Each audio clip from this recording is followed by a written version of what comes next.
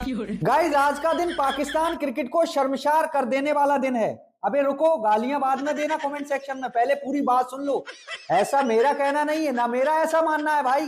मैं तो खुलेआम बोलता हूं जब बोलना होता है। ऐसा मानना आज पाकिस्तान के ही भैया क्रिकेट एक्सपर्ट्स का है, पाकिस्तान के ही पूर्व क्रिकेटर्स का है।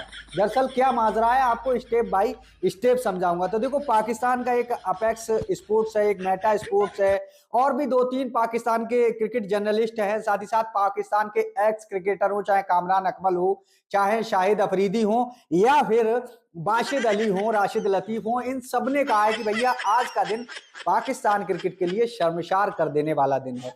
अब आ जाते हैं उस टॉपिक पर कि क्यों है शर्मसार कर देने वाला दिन। वैसे मेरी निगाह में तो ये जाहिल जलील बगैरत मुल्क है, तो इसकी क्या ही बेइज्जती होगी और क्या ही ये शर्मसार होंगे, क्योंकि ये तो पहले से ही बगैरत है।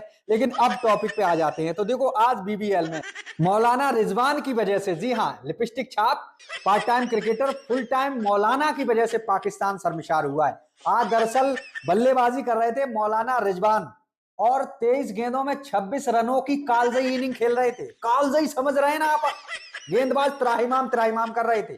इतनी तेज इनिंग देखकर इनकी टीम जो फ्रेंचाइजी से खेल रहे हैं, उसने इशारा कर दिया आ जाओ रिटायर्ड होके। रिटायर्ड आउट हुए हैं ये और इन्हें बुला लिया गया है, और उसके बाद दूसरा बल्लेबाज बल्लेबाजी करने गया है, क्योंकि बीबीएल वालों ने भी अब ये मान लिया है कि मौलाना रिजवान लिपस्टिक लगा सकता है, हाथिये पड़ सकता है मैदान पर, इससे T20 वाली क्रिकेट नहीं खेली जा सकती। इसीलिए इससे कप्तानी छीनी गई पहले, और इसीलिए इसको T20 टीम से बाहर निकाला गया। और सबसे बड़ी बात यह है कि जिसको पाकिस्तान अपनी टीम में नहीं चुन रहा है, उसको इस मूर्ख बीबीएल वालों ने अपनी टीम में चुन लिया। अब उन्होंने चुना नहीं, इन्होंने अपने नाम दिए, क्योंकि देखो पाकिस्तान कितनी भुखमंगी से गुजर रहा है। अगर ये खिलाड़ी बाहर नहीं खेलेंगे, पाकिस्तान इन्हें खिलाएगा नहीं, तो इनकी दाल रोटी का जुगाड़ कहां से चलेगा भाई? ये तो फिर कटोरा लेके भीख मांगेंगे, जैसे इनका प्रधानमंत्री भीख मांगता है। तो भाई ये खेलने गए, सही बात है, इन्होंने नाम दिया, सही बात है, लेकिन ऑस्ट्रेलिया वालों, इनसे अच्छे तो हमारे यहाँ के भारत के गली क्रिकेट के लौंडों को बुला लो। वो 150 की स्ट्राइक रेट से बल्लेबाजी करते हैं यार,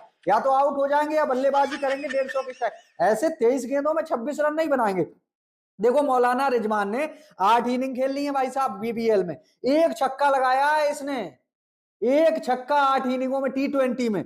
और स्ट्राइक रेट देखिए भाई साहब, कालजयी स्ट्राइक रेट है 101.82 का। ऐसा स्ट्राइक रेट दुनिया में किसी बल्लेबाज का नहीं होगा T20 में।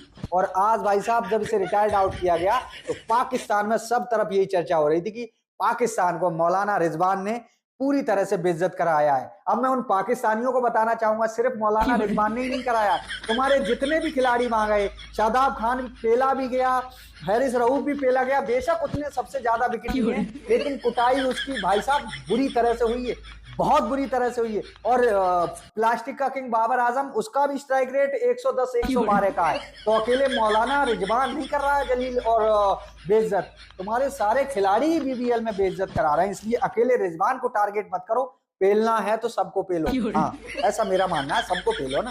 रिजवान को ही पेलोगे तो लिपस्टिक फैल जाएगी ना पूरी तरह से। बाकी बोल दियो तुम्हारी बाजी को, लव यू रहेगा मेरी तरफ से, बाहें खोल के।